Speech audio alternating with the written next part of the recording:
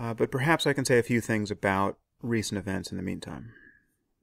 Well, the first thing to say is that the response of liberals, and again, it is so depressing to have to use the term liberal in a pejorative way in this context, but liberalism has completely lost its moorings on the topic of Islam. Needless to say, we have all the usual suspects, Glenn Greenwald and Reza Aslan and Chris Hedges and Karen Armstrong, and as unreadable as these people have become, you can't help but notice the stupid things they say about Islam, even in the immediate aftermath of an atrocity like this. And as will come as no surprise, they will tell you that this has nothing to do with Islam. It has nothing to do with heartfelt religious convictions. No, it has everything to do with capitalism and the oppression of minorities and the racism of white people in Europe and the racism of cartoonists at a magazine like Charlie Hebdo. That is the cause of this behavior. That's what causes someone to grab an AK-47 and murder 12 cartoonists and then scream Allahu Akbar in the streets. It is a completely insane analysis. Even if you grant everything that's wrong with capitalism and the history of colonialism, you should not be able to deny that these religious maniacs are motivated by concerns about blasphemy and the depiction of the Prophet Muhammad, and consider their behavior entirely ethical in light of specific religious doctrines. And it's a kind of masochism and moral cowardice and lack of intelligence, frankly, at this point, that is allowing people to deny this fact. And then we have the practice of self-censorship, which is completely understandable and entirely based on fear. And the reason why it's understandable is that this fear is actually quite rational if you were the only person or news organization printing pictures of the Prophet Muhammad. And that's why every newspaper and magazine and news outlet on earth should have agreed to print the latest Charlie Hebdo cover immediately on the same day and spread the risk. We hear everywhere about this false trade-off between freedom of speech and freedom of religion, as though there was some kind of balance to be struck here. There is no balance to be struck. Freedom of speech never infringes on freedom of religion. There's nothing I could say in this podcast about religion generally or about Islam in particular that would infringe upon someone else's freedom to practice his or her religion. If your freedom of religion entails that you force those who do not share it to conform to it, well, then that's not freedom of religion. We have a word for that. That's theocracy. This respect that we are all urged to show for, quote, religious sensitivity is actually a demand that the blasphemy laws of Islam be followed by non-Muslims. And secular liberals in the West are defending this thuggish ultimatum and putting the lives of cartoonists and journalists and freethinkers and public intellectuals in jeopardy day after day. So we're harming ourselves when we practice censorship on this point. The Muslim world simply has to get used to free speech winning, and we should make no apologies for this. But there are several double standards that are quite harmful on this point. For instance, it is illegal in France and Germany and a few other countries in Western Europe to deny the Holocaust. That's a bad law. A person should be absolutely free to deny the Holocaust, which is to say he should be free to destroy his reputation, and others should be free to ridicule him and to boycott his business. There shouldn't be a law against this kind of idiocy, and making this category of speech illegal is a terrible mistake. And Islamists and liberals are using this mistake as a basis to condemn the so-called hypocrisy of all the people who are defending Charlie Hebdo at this moment. Whatever you think about the content of the Charlie Hebdo cartoons, and as many people have pointed out, this content has been misunderstood outside of France. Cartoons that appear racist to a non-French speaker, to someone who's ignorant of French politics, are anything but racist when you understand the context. But even if you granted that most of these cartoons were racist and therefore offensive, you have to concede that protecting this speech becomes important when you have one group of people, quote, radical Muslims, who are responding to this offense with credible threats of murder in every country on earth. We can't give in to this. So here's one sign that a person, whether he's on the left or the right politically, has completely lost the plot here. The moment he begins to ask, what was in those cartoons? Were those cartoons racist? Was that a negative portrayal of Muhammad? To ask such questions is obscene. People have been murdered over cartoons. End of moral analysis. And we are seeing a total capitulation on the part of news organizations in the face of this terror. The fact that the New York Times will not print the current cover of Charlie Hebdo, even though it is absolutely newsworthy, and even though they are writing articles about it, is shocking. And we should notice how euphemism is preventing honest conversation on this topic. And we use words like extremist and extremism. What do these words mean?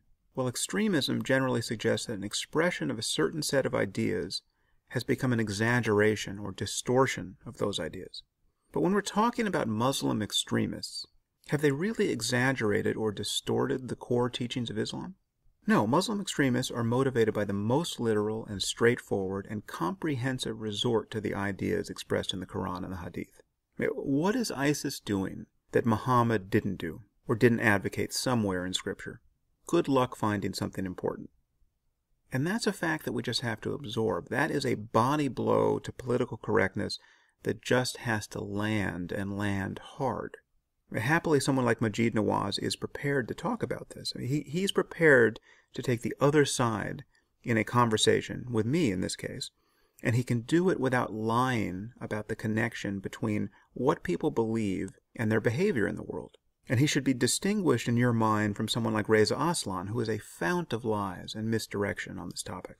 Reza is one of these people who has said in recent days that the murder of cartoonists and Jews in Paris was due to the failure of integration of Muslims in France and the racism that has been directed at them. This is leveraging a very common intuition that there must be two sides to every conflict, right? So there's two sides to this story. On the one hand, you have the racism of Charlie Hebdo and its readers, and on the other side, you have the poor immigrants who are struggling to assimilate in a hostile society. That's what causes people to slaughter cartoonists while shouting, "We have avenged the Prophet." This politically correct analysis is morally insane, and news organizations and readers should lose their patience for it. To focus on the content of the cartoons, as people like Aslan and Greenwald have done, as though it were somehow morally relevant, is a disgrace. And the moment that someone does it, he has tipped his hand. It is a perfect litmus test. I get the sense that people still don't understand what we're dealing with here. Have you seen any of these recent interviews with captured ISIS fighters? Religion is the whole story. They are totally fixated on getting into paradise. In fact, the Kurds have put female soldiers into the field, and this terrifies members of ISIS because they believe that they won't go to paradise if they get killed by a woman. They literally run away from these female soldiers. It's like a culture of psychotic and psychopathic children. And just consider the attitude they showed toward real children. Of course, they've been murdering Shia and Christian and Yazidi children, burying them alive and crucifying them, but they seem happy to inflict needless horror on their own children. You may have read a story recently about a street magician in Raqqa, Syria, who had been entertaining children for years. ISIS deemed his activities un-Islamic and cut his head off. Just imagine what it is like to be a child in this context. Imagine the sort of men and women that such a childhood will produce.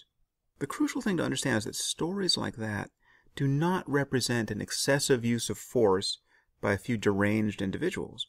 All of this butchery, the murder of journalists and aid workers, the torture of women who get caught breastfeeding in public, is as central to the project of jihadism as an opening of a new Starbucks is for us. This is what they think is best about themselves. This is what they use to advertise their project to the rest of the world. Video footage of an aid worker getting his head cut off, is part of their recruiting materials. These horrible stories coming out of Syria and Iraq, this is not their My Lai massacre. This is what they unabashedly stand for. This is an expression of a worldview. And this worldview is contagious. It doesn't matter if a person's had direct contact with Al-Qaeda or ISIS or whether he's, quote, a lone wolf. Right? We're talking about the spread of ideas. Again, ideas about martyrdom and jihad and paradise and the rights of women and blasphemy. The point we cannot ignore, the point that should never be obfuscated, is that we are at war with a global phenomenon of jihadism. And there can be no compromise with this death cult. And these fake liberals, these fellow travelers with theocracy, these people who in the name of liberalism protect only political correctness and masochism, they are absolutely part of the problem. They are preventing us from demanding that the Muslim community worldwide get its act together. And this is why expressions of horror and rejection are insufficient in the Muslim community.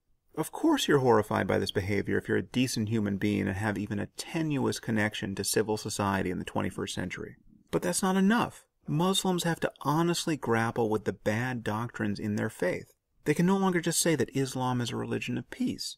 They can no longer lie about the doctrines that relate to martyrdom and jihad and apostasy and the rights of women.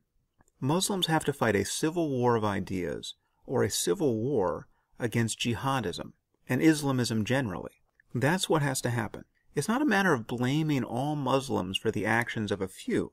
It's a matter of demanding a reformation within Islam that only Muslims can accomplish. The civilized world is waiting for this to happen, and people will continue to die until it does. And of course, most of the people dying are Muslims. As I said, the conversation I'm having with Maajid Nawaz is directly on this point. And Maajid is doing extremely important work with the Quilliam Foundation, and I encourage you all to look him up if you're not aware of who he is.